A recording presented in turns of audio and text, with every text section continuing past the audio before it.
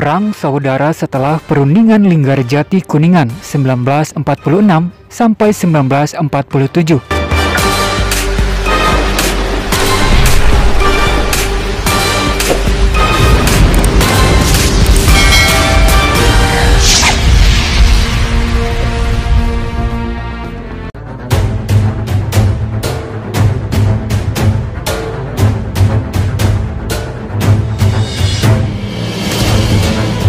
Perang Saudara setelah Perundingan Linggarjati Kuningan 1946 sampai 1947.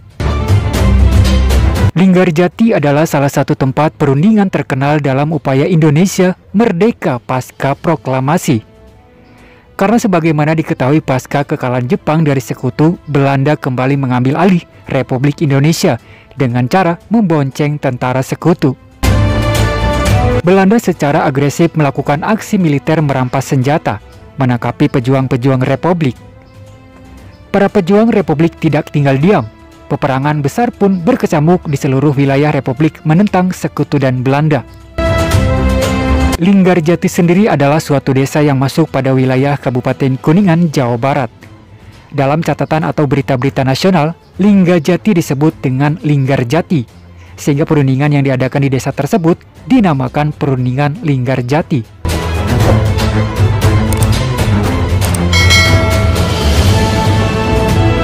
Karena perang terus berkecamuk antara Belanda dan Republik Indonesia, Inggris selaku pemegang mandat keamanan di Indonesia merasa reputasinya hancur di mata dunia.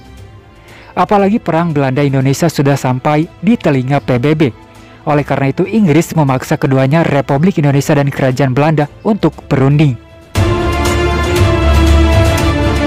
Menanggapi masalah ini, pada akhir Agustus 1946, pemerintah Inggris mengirimkan Lord Killard ke Indonesia untuk menyelesaikan perundingan antara Indonesia dengan Belanda. Pada tanggal 7 Oktober 1946, bertempat di Konsulat Jenderal Inggris di Jakarta dibuka perundingan Indonesia-Belanda dengan dipimpin oleh Lord Killard.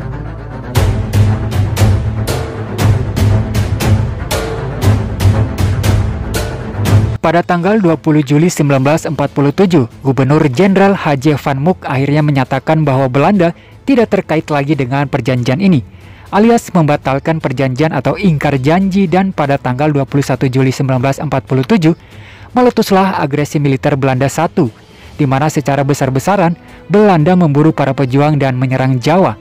Hal ini merupakan akibat dari perbedaan penafsiran antara Indonesia dan Belanda.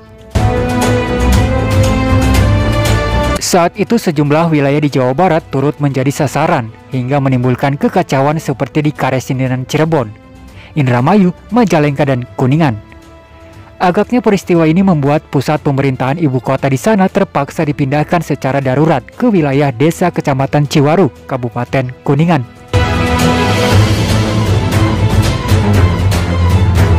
Berdasarkan keputusan Dewan Pertahanan Karesindenan Cirebon dan Brigade 5 Siliwangi, pada akhir Juli 1947, pusat pemerintahan Karesindenan Cirebon secara resmi pindah ke Ciwaru, Kabupaten Kuningan. Penetapan wilayah Kuningan, khususnya Ciwaru sebagai ibu kota darurat Karesindenan Cirebon pada 27 Juli 1947, membuat arus pengungsian dari berbagai unsur, seperti pemerintahan, militer, dan penduduk sipil di wilayah Cirebon berdatangan silih berganti. Masyarakat sekitar turut menyambut baik peristiwa itu dengan merelakan rumah-rumah mereka untuk dijadikan tempat beristirahat serta barak pengungsian, termasuk dijadikan kantor pemerintahan sementara. Ciwaru mendadak dibanjiri pengungsi. Sebagian lagi menyebar ke desa di wilayah Kecamatan Ciwaru seperti Desa Citundun dan Desa Pabuaran yang sekarang menjadi Desa Linggajaya.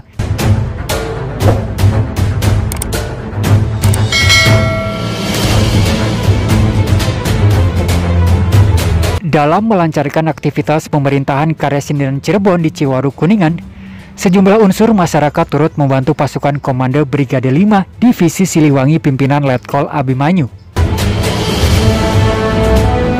Mereka bergerilya di perbukitan dan kawasan hutan dekat Ciwaru untuk menumpas Belanda. Adanya bantuan dari rakyat membuat pasukan militer Indonesia serta divisi Siliwangi selalu memperoleh informasi mengenai keberadaan serta gerak-gerik musuh yang bersenjata. Hal ini karena kepiawaian rakyat Ciwaru yang berada di sekeliling musuh dan bergaul dengan para pasukan Belanda.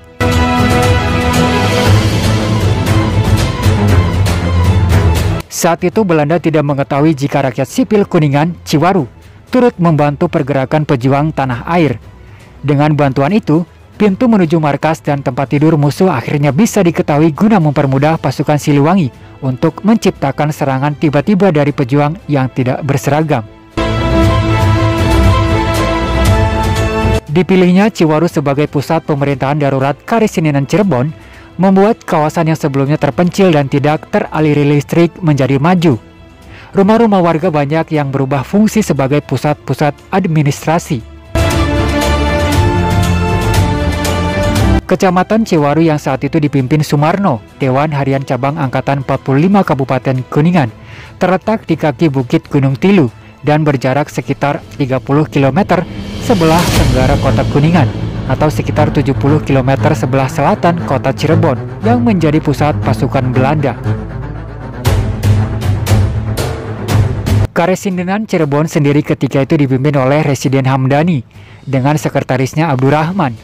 Beberapa pejabat juga turut menjalankan tugasnya dari Ciwaru seperti Kepala Bagian Umum Hartono Sugra, Komisaris Polisi Amanan, Bupati Kuningan Asikini Tiatmaja, dan Wadana Luragung Abdul Saleh.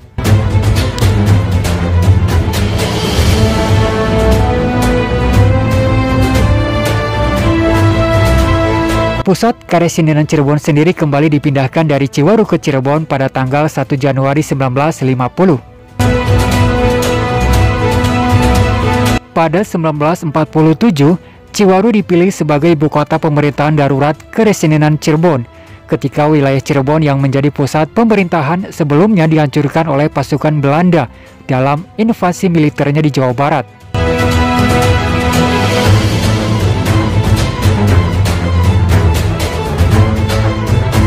Dewan Harian Cabang Angkatan 45 Kabupaten Kuningan menyebutkan mengenai pemindahan ibu kota tersebut ke Ciwaru sebagai berikut.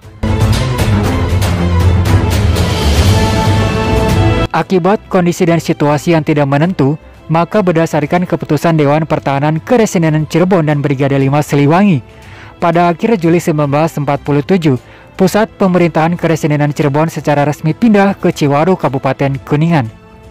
Pada waktu itu pemerintahan di Karesidenan Cirebon dipimpin oleh Residen Hamdani, Sekretaris Karesidenan oleh Abdurrahman, serta Kepala Bagian Umum oleh Hartono Sugra. Komando Pertahanan Laut dan Pelabuhan Cirebon (ALCA 3) dipindahkan ke Desa Sadamecat, Kecamatan Jalaksana, Kabupaten Kuningan.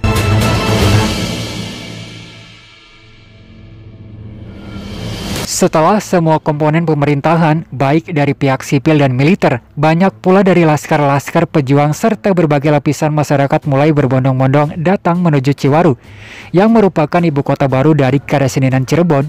Hal ini mengakibatkan Ciwaru yang tadinya hanya desa biasa yang sepi dan terpencil, menjadi ramai oleh aktivitas pemerintahan sipil dan militer.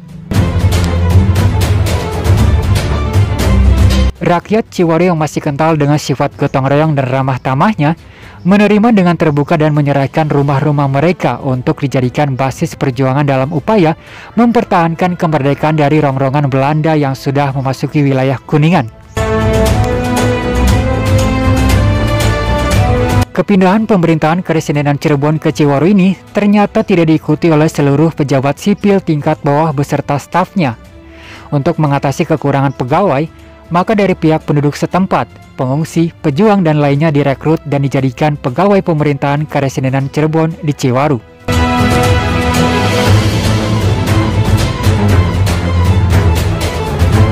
Semenjak Ciwaru dijadikan sebagai pusat pemerintahan darurat Cirebon, maka banyak berkumpul para pejabat yang ada di sana. Antara lain Residen Hamdani, Abdurrahman sebagai Sekretaris Karesidenan, Hartono Sugra selaku Kepala Bagian Umum, Amanan selaku Komisaris Polisi, Asikini Tiatmaja selaku Bupati Kuningan, Abdul Saleh selaku Wadana Luragung, dan Camat Ciwaru pada saat itu adalah Sumarno, Dewan Harian Cabang Angkatan 45 Kabupaten Kuningan.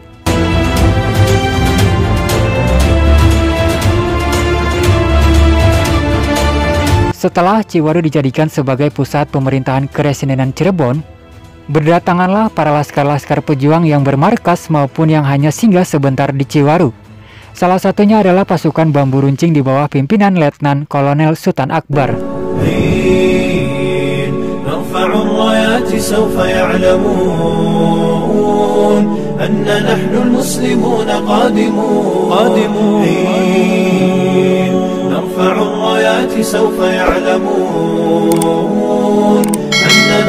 المسلمون قادمون تشهد الأيام عنا والسنون فاسألوا الأكوان عنا من نكون تشهد الأيام عنا والسنون فاسألوا الأكوان عنا من نكون لن يطول البعد عن نصر ولن نرضى. Para milisi non-pemerintah itu pada nantinya menimbulkan bentrokan dengan pasukan tentara nasional. Bentrokan itu dipicu dari kesalahpahaman. Inilah cobaan pertama perpindahan ibu kota darurat Keresidenan Cirebon di Ciwaru. Pasukan Bambu Runcing dalam perjalanannya ternyata berkhianat terhadap divisi Siliwangi. Mereka terus menteror dan memprovokasi bahwa pasukan Siliwangi adalah antek-antek Belanda dan negara Pasundan. Sedangkan Siliwangi dengan singkatan SLW mereka sebut dengan Stoetleger Wilhelmina, Babu Ratu Belanda. Dan pasukan Siliwangi yang tidak bersedia bergabung dengan pasukan Bambu Runcing dianggap sebagai pengkhianat. Ketegangan yang terjadi antara pasukan Bambu Runcing dan pihak tentara Indonesia khususnya divisi Siliwangi semakin meruncing. Akhirnya peristiwa ketegangan di antara keduanya dilaporkan kepada Letnan Kolonel Abimanyu sebagai Komandan Brigade 5 Sunan Gunung Jati Cirebon. Letnan Kolonel Abimanyu menilai tindakan pasukan Bambu Runcing sudah di luar batas wajar dan memerintahkan agar pasukan Bambu Runcing untuk ditumpas habis dan terjadilah pertempuran antara pasukan Bambu Runcing dan pasukan yang dipimpin oleh Letnan Kolonel Abimanyu. Pasukan Bambu Runcing kemudian dapat ditumpas.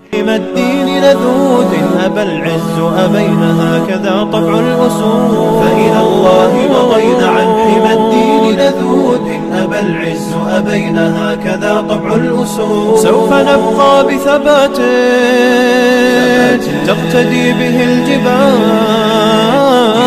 يطرد اليأس ذليلا من عزائم الرجال سوف نبقى بثبات تقتدي به الجبال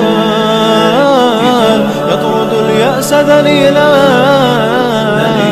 عزائم الرجال